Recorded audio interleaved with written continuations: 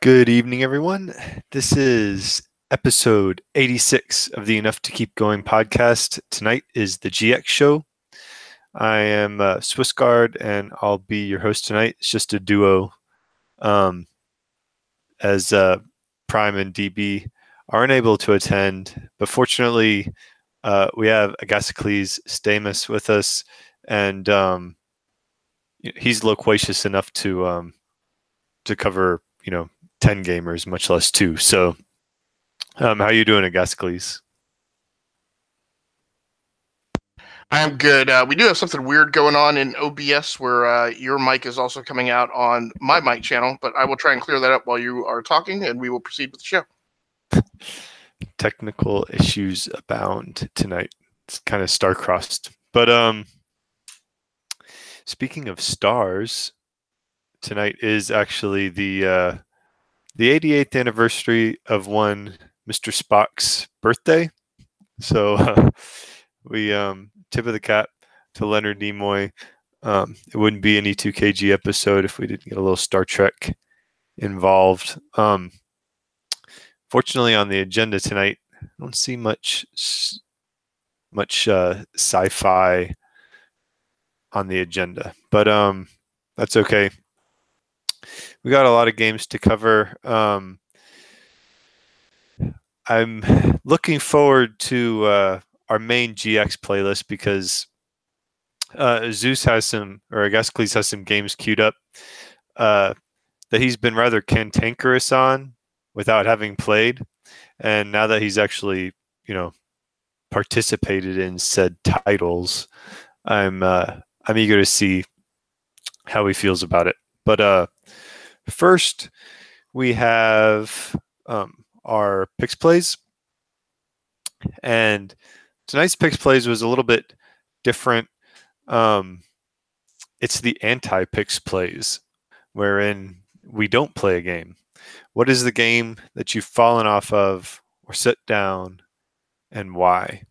When I was thinking about this, a few games popped to mind, but none were what I would call AAA tentpole titles. Agasicles, as he doesn't like to follow the trends, so he calls it like he sees it. And your game is, in some ways for me depressing, but when I look back, probably sadly appropriate. So would you like to share what game you picked that you've fallen off of and why?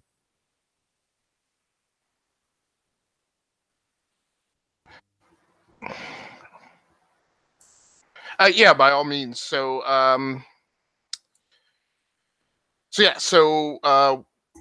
the Picks Place assignment was to talk about, as Swiss mentioned, a game that we've fallen off of and have never gotten back to. And mine is kind of, maybe I kind of did a cheat on the assignment. So recently I had been playing and live streaming Super Mario Odyssey, which I regret to say is a game that I purchased in the release window. And then it sat in my backlog for the better part of a year and a half. So I've just recently been getting around to it. And so I knew, and we all knew, that this was not a game, not centrally in my wheelhouse, but I do enjoy the Switch as a platform. I am a fan, and I wanted to make sure that, I do want to make sure that I get, my applicable level of ROI out of my investment in that device. So, I mean, Super Mario Odyssey was one of the biggest releases of that second holiday season, or first holiday season that it came out. And so I felt obligated to give it a spin. Now, I've never before played a full-length Mario game. My brother had Nintendo. I was the Sega guy. And I had certainly, watched him play, and he handed me the controller every once in a while to take a round. And so but I don't have any like attachment to like the ethos or like the or the mythology or anything like that. But I just felt, hey, I'm a Switch owner. I was a big Switch owner, right? I pre-ordered the thing and got a hold of it on launch day.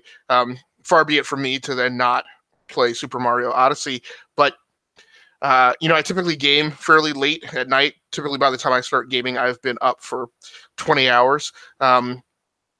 And man, I had a rough go of it. It was, like I said, it was fun. I just feel like maybe I need to be. First of all, that's a daytime game for me. That's not like a great like 9, 10 o'clock at night kind of game. And so I learned a couple things. Number one, I've never been a huge fan of puzzles. It's actually why I stayed away from third-person action adventure games for such a long time.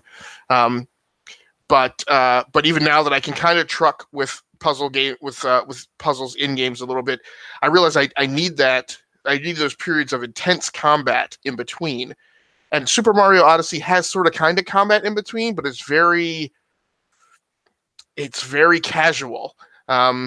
And it's not fraught with that intensity, and it's not combative, right? Like it's not like I don't get angry, other than maybe in frustration with those things. And even when you're in combat, it's still kind of a puzzle because you're platforming and jumping around still while you're engaging with enemies. So it's a game for me that, in a lot of ways, kind of similar to Super Bomberman, that is for me best when taken in small slices. And while graphically beautiful game, and I think that's one of the reasons why I did enjoy playing it. I mean, super bright colors, as is always the Nintendo first-party studio kind of motif. But man, I couldn't wait to put it down and get away from it. So like I said, just for me, I mean, the falling off of it is it's not something that I feel obligated to like chew through. Whereas there are games that I feel bad about like not finishing. I don't feel bad about putting Super Mario Odyssey down. So that's where I kind of landed with the assignments. How about you? Well, I'm sorry, go ahead. On the one hand, you like you said, it's a mainline Mario game. So the thought of, oh well, it's just a game you can set aside seems almost blasphemous in that, it's like, come on, this is what gaming should be about, or Nintendo gaming at the very least. But I can also sympathize because I actually haven't touched Mario Odyssey in months. And I think we kind of covered this a little bit once when I was talking about Zelda Breath of the Wild. And it's like these new Switch games, the design that plays to the Switch's strengths, which is, as you put it, casual, like rather casual. I mean, not that the game is dumbed down. It's just consumable in bite size, on the go, pick it up, play it a little bit, set it aside, chunks. And I have a game that's the antithesis of that later on in the discussion. That promotes you picking it up whenever, but it also promotes you setting it aside whenever. You don't feel, like you said, you don't feel bad when it goes away. And then I think for us as gamers, there's always kind of something else out there to play. So you end up with, like for me, Super Mario Odyssey has been just kind of on the shelf, and it's like, oh yeah, I want to get back to that, but I'm going to play this first. Oh yeah, I want to get back to Super Mario Odyssey. I should play that again sometime. But there's this other thing that I'm going to play, or I want to complete. And it's almost like that Switch pick up and play design is it secretly undermines the game in a way. There's not enough in the game to really grasp your attention. Collecting the power moons is, and for whatever little bit is, there's no like story. I mean, it's just a reason for going through the worlds. There's not enough of a hook there to draw me in as a gamer. But I mean, do you do you see yourself playing it again, or do you actually pick this because you're like, you know what, I pretty much don't have any plans to play it in the future?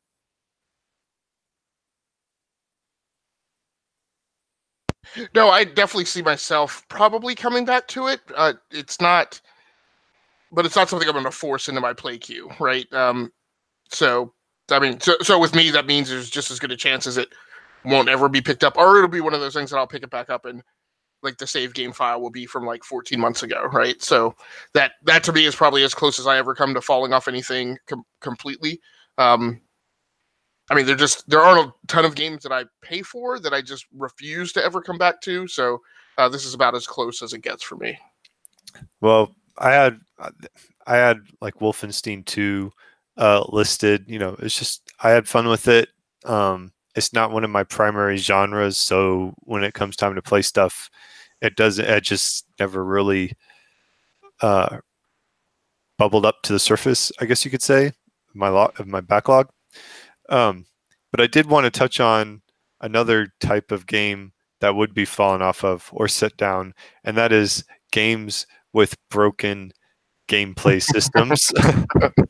And I think we need to throw one in there because all the stuff that we had listed in our agenda, it was like, oh yeah, we like this, but you know, we just kind of, you know, yada yada yada, and we haven't played it in a while. And I don't really feel like, while there's reasons, I don't really feel like there's I think it does a disservice to say like, oh well, we just kind of have we're kind of ADD about our gameplay, and you know, we just fell off of the game. That's to me not fair. So we do need to recognize games that deserve to be put on the shelf. And for me, that was Into the Breach. I think that was the indie Switch title that won Strategy Game of the Year at the past Game Show Play Awards or whatever it was a few months back. And based off of that, I think I picked it up and I played it for like a week or two. And I think I put in our chat client after one of the sessions, nope, not playing this again. And it has not been touched since. And it's just the whole concept of you have to play to fail. On the one sense, I get that they're trying to do something there, narrative wise. Oh, you know, you jump back in time, and if you fail, you loop back in time with your new experience or whatever that you gained. Um, but it, and again, there's a game tonight that I'm going to discuss a very similar concept. However, built into a strategy game, this just doesn't work because a strategy game should reward your intellectual prowess, and Into the Breach just feels unfair. Did I lose because I was an ineffectual commander, or did I lose because the game is structured around you're going to have to lose a lot before you can win? And I think it fundamentally undermines the concept of the strategy genre, and therefore Into the Breach is my set down game with emphasis.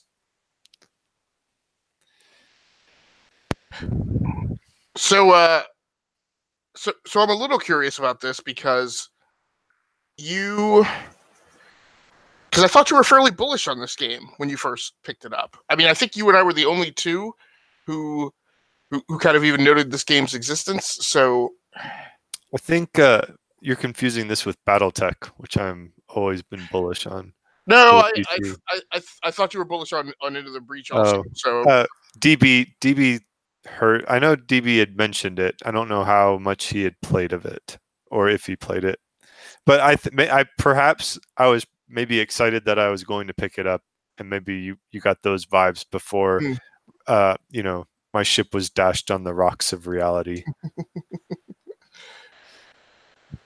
So yeah, that's certainly a possibility. but yeah, so you know, sometimes games, and that's not to say some people wouldn't like that gameplay mechanic. For me, it felt like the game was broken. Let's go ahead and let's go ahead and just jump into our playlist, shall we? I'm really eager to hear what you thought about Apex Legends, because I think you're our resident. Well, I shouldn't say that. I'm not exactly a huge fan of the battle royale genre, mainly because I'm terrible at it. And but you have some deep-seated antipathies towards the industry as a whole and their embrace of the battle royale genre. And when Apex Legends came out, there was a lot of immediate hype with it. I think it rubbed you the wrong way, did it not? Yeah. So yes. So yeah. I felt like it was really there were 99 different things that went wrong, in my opinion, with the game and the industry and the media and the culture of gamers. I felt, first of all, it was a soft month. It was a soft release week. It was very similar to like a movie that drops when no other good movies are out. And of course, that movie will make money, but at the end of the year, we don't say that movie was necessarily a great movie. It depends on how it stacks up against everything else that was released that year. So it was an incredibly soft month. February was supposed to be this legendary release month, as we were talking about it, and the media was talking about it, going between E3 and the holiday stretch, and then. But then a lot of things that were supposed to drop didn't. So there was that. And then, it's a very... Now, when I talk about it, it's going to sound a little different. I don't know, because it's a complicated game in terms of all the different systems that it has. But still, at the end of the day, it's a fairly one-dimensional game. So it's... now I don't know what's going on with our audio. So at any rate, it was just problematic in my opinion. I got in a few arguments with people who swore. One, and he may have been trolling me, but a friend of mine claimed it was the best game, and I was like, dude, Resident Evil 2 remake is out. Ace Combat 7 was out.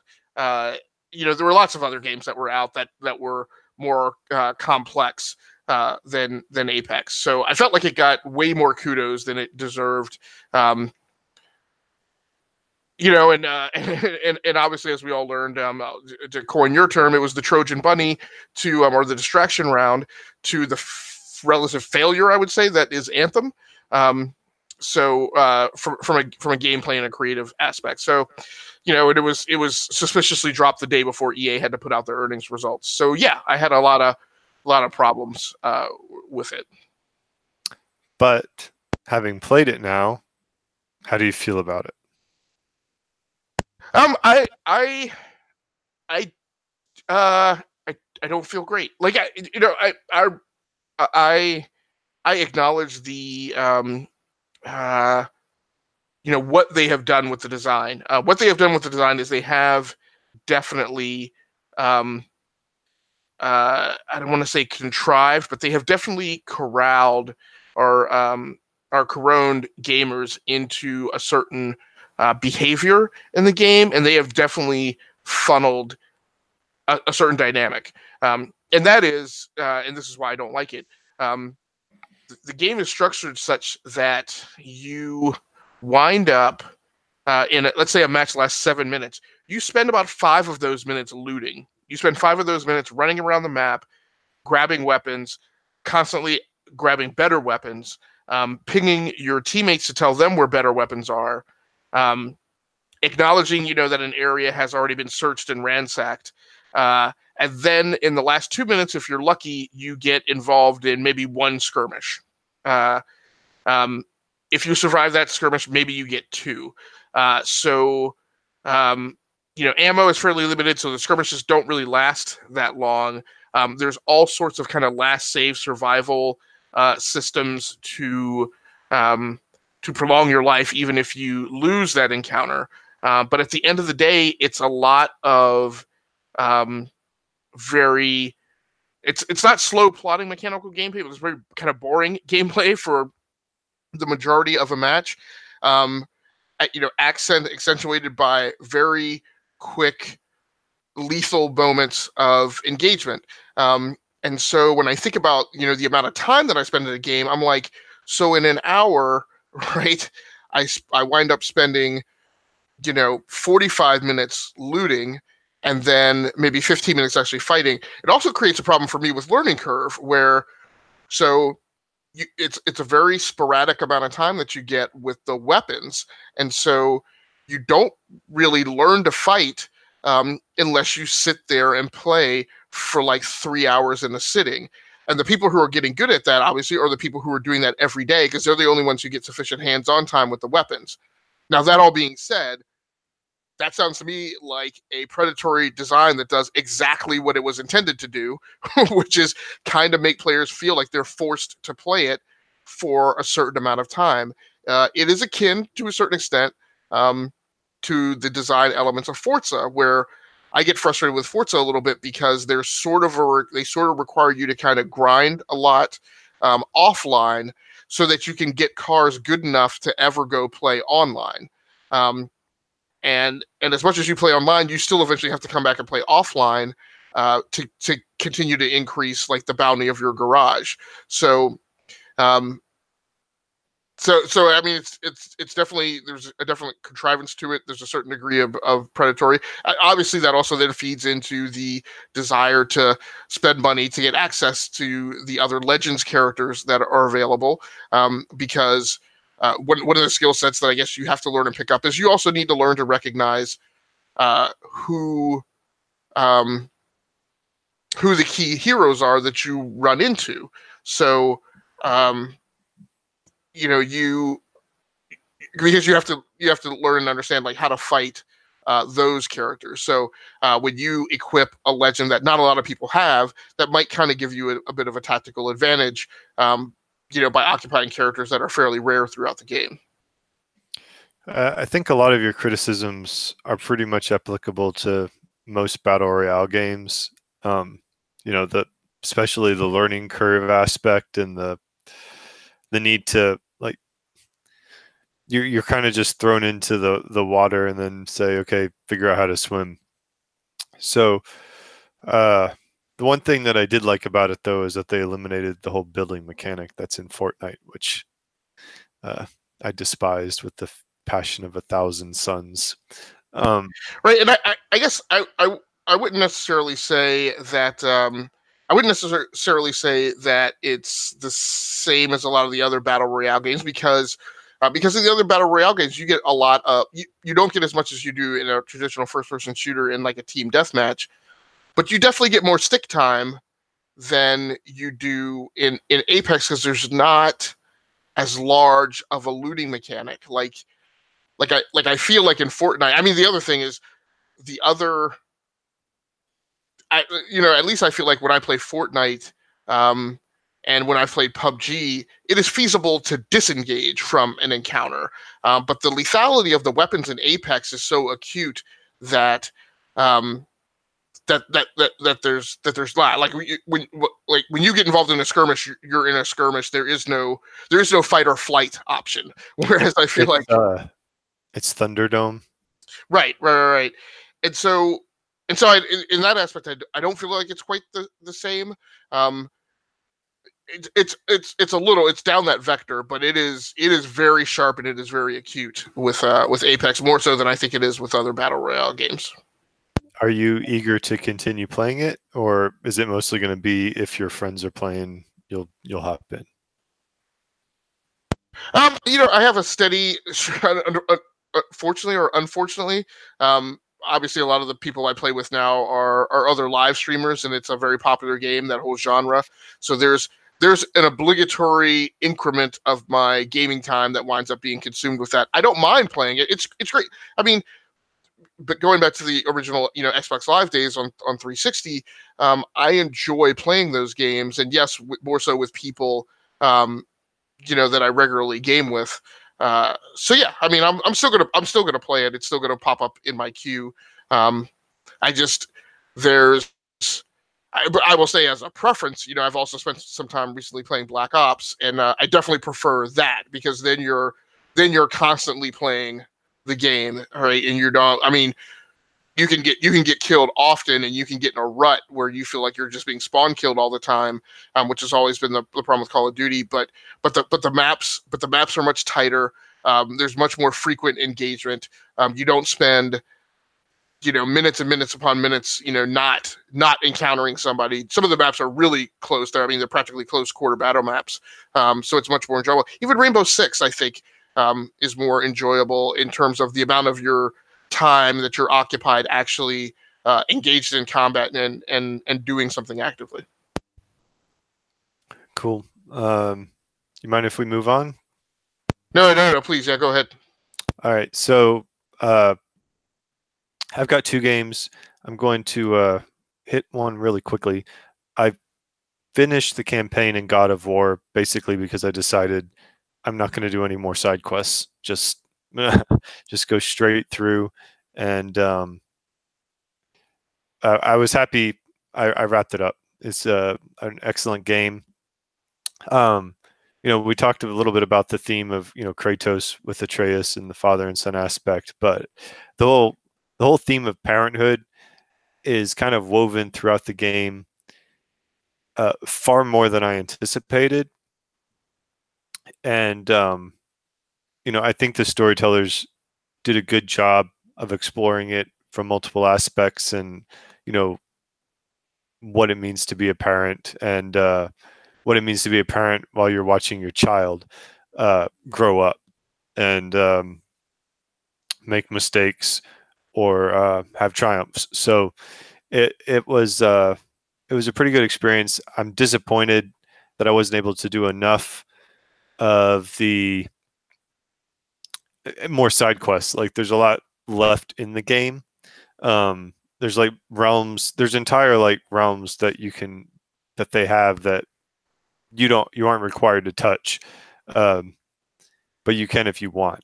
So kind of skipped over those, and they have this whole Valkyrie side quest thing that I'm not going to get into, but hopefully maybe someday I'll get back to it, but I'm not optimistic. The main game that I've been playing is Bloodborne.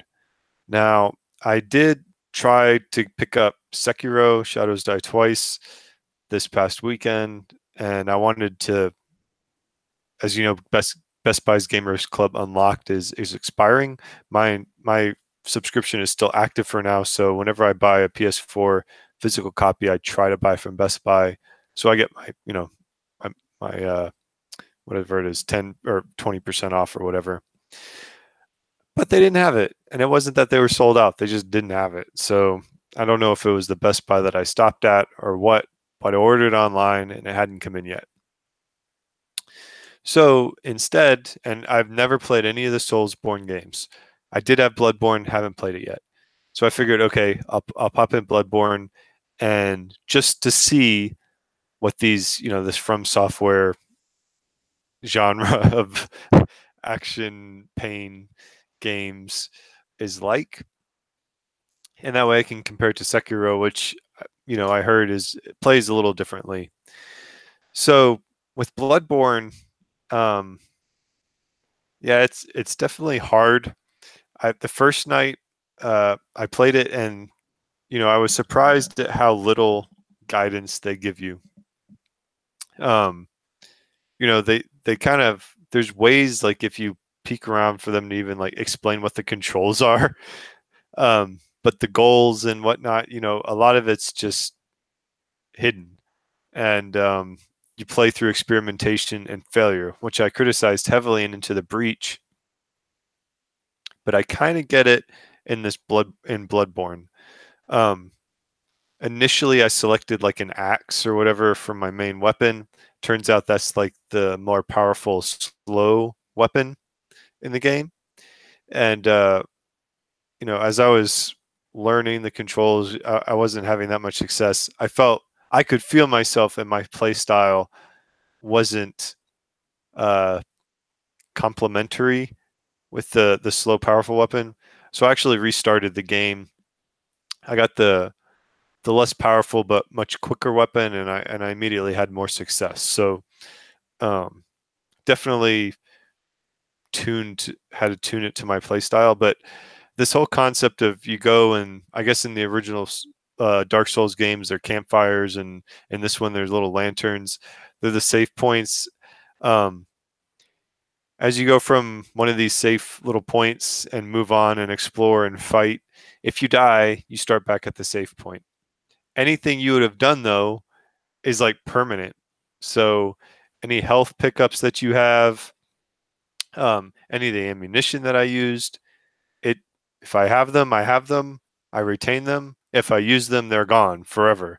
So there's definitely like a balance to it. It's not like you die and you're restarting. It's like you've lost what you lost, and that's kind of a difficult lesson. And this also goes into the whole aspect that we were talking about with Super Mario Odyssey, which is you can't just like pick up Bloodborne for a few minutes and be like, okay, well, I got to this part of the map. I'm going to save and I'll pick it up later. Because if you save it and you exit, you're going to start back at the safe point and have to refight all the bad guys that you already fought through. You have to know you're going to be able to get to the next safe area, the next lantern. I guess as you proceed through the map, you can kind of open up like shortcuts.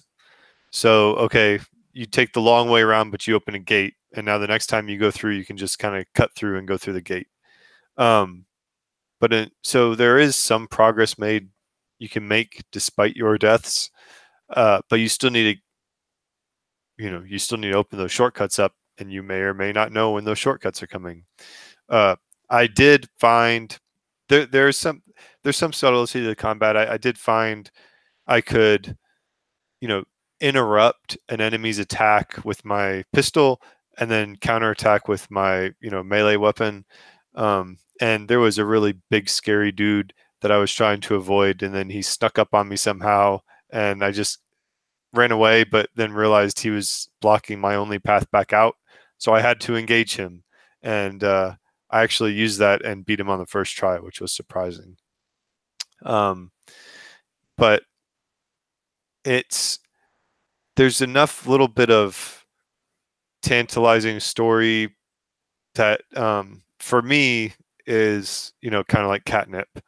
I found this guy in the window and he was talking and about what's going on, but you still don't really know. And so that desire to find out a little bit more about the world, the desire to make it farther than I did the last time. Each time I died, I'd get farther the next time as I learned and adapted and kind of figured the controls better and analyzed the map better and figured out where the mobs were. So I get the appeal of the game in an action title that pain works. I'd like to keep playing it. I'm probably, for the sake of E2KG, going to jump to Sekiro and have that be my primary and come back to Bloodborne at a later date. But at least I've got a taste now of what From Software has been providing for the last, half decade, whatever it's been.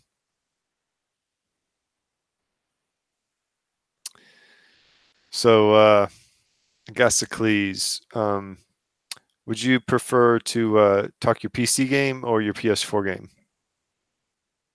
Or both? And could you remind me which is which? I have like 19 things open on top of the agenda right now. Oh, I'm sorry. That's all right. Fallout New Vegas or Call of Duty World War II?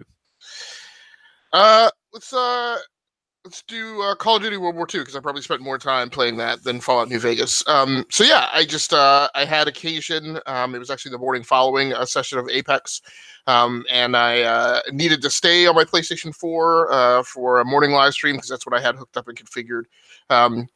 And I had like I said, 2 nights before I had played some Black Ops, and the buddy I was playing with, he and I had kind of this long, drawn out conversation about about the different variants of the Call of Duty series that we had played, and obviously, as I often want to do, I talked a lot about story, and there were lots of there are definitely holes in the Call of Duty series that I haven't played, but I specifically mentioned, one of the stories that I really loved was Call of Duty World War II, which feels very much like those war games from the early 2000s, back with like the original Medal of Honor and Call of Duty on PC, before a lot of those things made the jump to console. And the theatrical production of all of them, kind of in this time where we were all like hyped up about Saving Private Ryan and Band of Brothers. And I just really got an itch and an urge to go back and play that. So I brought it up on my original PlayStation 4, which is still hooked up for redundancy. I'm about to hit the hard drive point where I may need to have some redundancy on my Xbox as well, as I struggled with managing storage before the live stream. But interestingly enough, I hadn't played it on my original PlayStation 4. I had it loaded, but I guess I had been playing the campaign on my 4 Pro. So I got the opportunity to start the whole thing over again, which was actually kind of cool, because as is often frequently the case, I wind up playing the beginnings of games, dozens of more times than I ever play through to their ending. So, and it was kind of it was a quiet time Friday morning, despite the fact that I was live streaming it, and had a good friend show up and was actively engaged in chat a lot. But I really got an opportunity to kind of focus on those opening scenes and the emotion involved with, when you were just being harassed by like the Germans, and a game that I've been playing recently. So actually, a game you and I are very familiar with, Borderlands. I remembered I've been painfully reminded that one of the things I can't stand in Borderlands from a design aspect is the proclivity with which you get hit, and you cannot tell where you are being hit from, because the trace rounds in the game are so poorly implemented in comparison to other first-person shooters. There's a little tad bit of that in Call of Duty World War II. You just get hit and hit and hit again, and you're like, where in the heck is that coming from? And the German AI in that does a really good job of ducking covering. And there's just one particular scene that it feels a little unfair, where the Germans have the high ground. Like it's basically impossible to get through the thing. I started over like a half dozen times. But basically, it's impossible to get through unless you just bull rush this barn. And you can do a little bit of picking around the corners and ducking and covering to reduce a small amount of the resistance. But the closer you get, the greater that you're basically required and forced to just entirely bull rush that barn and take a number of Germans out on the ground floor out very quickly. So. And of course, Josh Duhamel, who I guess most people probably know from the Transformers series, who I think, I'm not positive, but he feels like he's like a genuinely nice guy. He is a complete prick in Call of Duty World War II, and it's very jarring to see him do that portrayal. Yeah, go ahead. Jumping real fast with that. You mentioned Band of Brothers. If you remember the first time you watched Band of Brothers, who was the character from Friends was like the jerk. Was that Schwimmer? I don't remember the names. It's been a long time. He was I think Ross from Friends or something. Right. And he was the jerk trainer. But yeah, that was a little weird. But yeah, kudos all around for that game. I really enjoyed playing it, and it's short and quick. It's overall too quickly, but I'm hoping that that's a thing that I am able to queue up and get back to again. And it has the plus of being a fairly recently released game in comparison to the rest of my backlog. So I felt some positive ROI from that. And you're not interested? Well, any of the like, how's the multiplayer? Like, were you not completely not interested in covering that for this session? I never jumped into the multiplayer on it. It's not necessarily, there's a chance I may get into it, but it's not, I don't have a feeling of obligation. Like right now, I feel obligated to spend some time playing Apex, online, obviously, and a little bit of Black Ops. I don't feel so obligated to play World War II. One thing else I could mention on Apex also, probably as much as I ranted, it's probably even actually more pertinent. The other issue with Apex is that it locks you into the forced squad mechanism, which generally I don't have a problem with, but the fact that it's a 3-person squad and it's not cross-platform really impinges you on who you can engage with. Like again, it's one of those things that I feel like is very deliberate and very contrived to funnel people into. Like, if you want to play the game, the most effective way to play the game is to have a regular crew of people who are playing it all the time. Because the number of times that you see a friend online and you reach out to them to try and play, but they already have a full squad of 3 is pretty darn high. Did you want to cover New Vegas any? I don't really have a lot to cover on it. I brought it up. I only played like about an hour. I was really surprised by how well it has aged. They've added 4K assets to it, so I had an opportunity to play that on PC in 4K. I was very impressed by it. I was actually thinking that I still had problems staying awake, but that's because I was playing it, at near or after midnight, the first night that I brought it up. But character generation I thought was pretty cool. That's of course that first hook that gets you in an RPG, and that is a game that I'm definitely interested to get back and spend some time in. All right. What other Fallouts have you played? I have not played any of the Fallout RPGs. I played Fallout Tactics, which was one of my favorite games ever, but I never spent any time in RPGs because I turned that corner fairly early where I was like, I'm just not the gamer who has like 40 hours to sink like into one game. And Fallout 4 of course was that tip over point where they were starting to stretch from 40 to 60 to 80 hours. Right. I'm just curious because I know in internet circles, I guess you could say Fallout New Vegas is kind of there's some, I guess, what wasn't it? Who's the developer for Fallout New Vegas? Was it Obsidian? Yep. Right. And so I know that there's a little bit of tension between which studio did which Fallout, and New Vegas has some definite acolytes and disciples in comparison to like say Fallout 4. And I was just curious if you had any experience between any of them. I have never actually played any Fallout games, so can't speak to any of it. Okay. Yeah, no, I guess I'm surprised at that. But I guess have you played any of the Elder Scrolls games? No, actually not either. It's just there's some of those it's just like we go back a little bit to like it's intimidating to get started on something like there's so much lore or whatever, and it's just like I've never gotten into those franchises, so I've never been, whenever there's a new release, it's always been kind of surpassed by another title. With the Elder Scrolls, that's definitely one. At some point, I need to pick up Skyrim. I'd like to get that played somewhat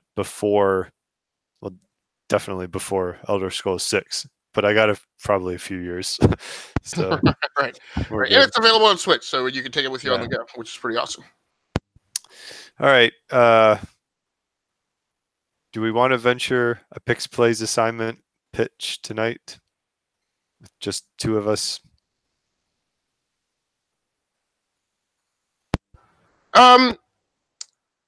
Yeah, you know what? Actually, I have a great one. How about so there's a lot of layoffs going, because we actually talked about this story a little bit earlier this afternoon or this evening.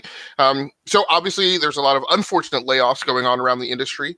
It is probably admittedly a natural bleed off. And nobody wants those things to happen to people, but look, there's probably definitely a large, significant, I would argue, mass eventually consolidation of the industry in terms of human capital and labor that is burgeoning and will probably continue, and I think has the potential to be pretty explosive. But in the meantime, unfortunately, people are being impacted by it. Sometimes this is happening. Well, I don't want to say that. This is unfortunately happening at companies who are earning vast amounts of money. So, but EA, Electronic Arts, is a company that had a pretty poor quarterly earnings report in some ways, but also still is making money hand over fist, and now they're getting tons of Apex money. But regardless, I think at the end of the day, we are potentially in the twilight of seeing what we have commonly thought of over the last 20 years or so as the big third-party publisher, and their outlay of lots of different games of lots of different genres. So I would say, in the vein of having a hurricane party and potentially sitting on the verge of, definitely the next few years ahead, where we're going to see a struggle to see companies put out large amounts of story-driven content. My pitch for the Pix Plays is that we select a game published by Electronic Arts that is a story-based, single-player, campaign-oriented title. All right. I'm gonna have to think about that one. Yeah, not gonna have any suggestions for tonight's show and what I'm gonna play yet. But I'm gonna have to go dig through my backlog and see what I have in there. All right. So basically, the reminisce about what EA was and is not to be. Right. Yeah. Right. Exactly. All right. I like it. We will do that. Yeah. I mean, there's some easy picks, right? Mass Effect, right? Yeah. I was looking at Dragon Age actually. Yeah. That'd be another. We'll see. See what we come up with. As you, I don't know if we've kind of formally announced it. As we're kind of, this is a hobby for us. So part of being a hobby is we can't just let things be, and we're always tinkering. And so our Pix Plays, we're tinkering again. We're going to kind of have Pix Plays always out there. And as people kind of pick up an assignment, the next time they're on and they want to report on it, they'll report on it. But we're not going to do like super coordinated Pix Plays as much. They're just going to be kind of excuses for us to pick something else up, and when we get on the next GX show, we'll report back on it. But it's going to be a little bit more fluid. I think it'll be a little bit more. Well, they're always interesting, and whatever charms and warts that they have. So that's how it's going to go moving forward. All right. Any plugs, pitches, last words? No, not for me for tonight.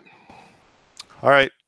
This has been episode 86 of the Enough to Keep Going podcast. Thank you for listening to the GX show.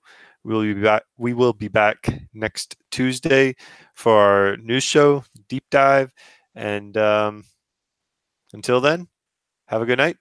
Thank you.